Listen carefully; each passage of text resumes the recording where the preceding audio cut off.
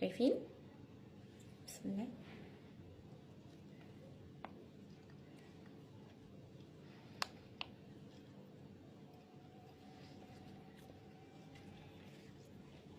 لا دي حلوه بصراحه، صوص المربى اللي فيها طعمه حلو ولذيذه، يعني دي عجبتني عن الشوكولاته.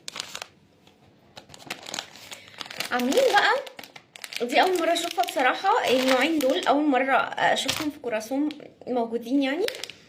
دي معموله بالحشو بتاعها بمربى البلح.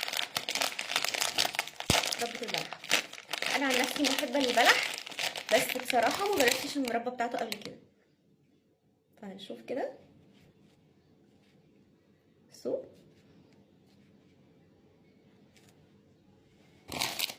الله.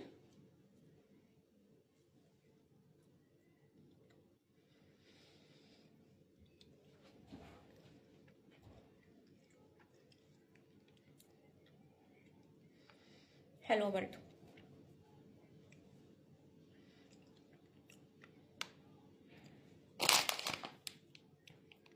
حلوه برضو، بس هي طعم البلح كبلح مش ظاهر فيها قوي، بس هي في العموم بصراحه حلوه.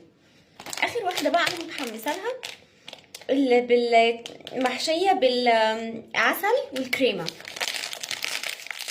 تعالوا نشوف هتبقى عامله ازاي.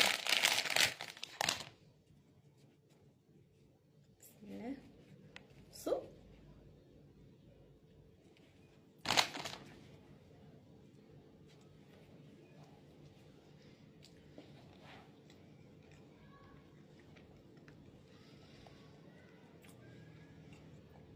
دي احلى واحده. دي عارفين بتفكرني بايه؟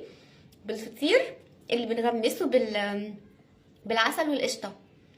دي حلوه جدا جدا، طعمها حلو قوي، وطعم الكريمه اللي فيها حلو قوي. فبوجه عام هما كلهم حلوين، بس بصراحه اكتر اتنين عجبوني هما اللي بمربى الفراوله واللي بالعسل والكريمه، ودي بالنسبه لي انا افضلهم. الاتنين التانيين حلوين، بس دول احلى بصراحه. يلا باي باي.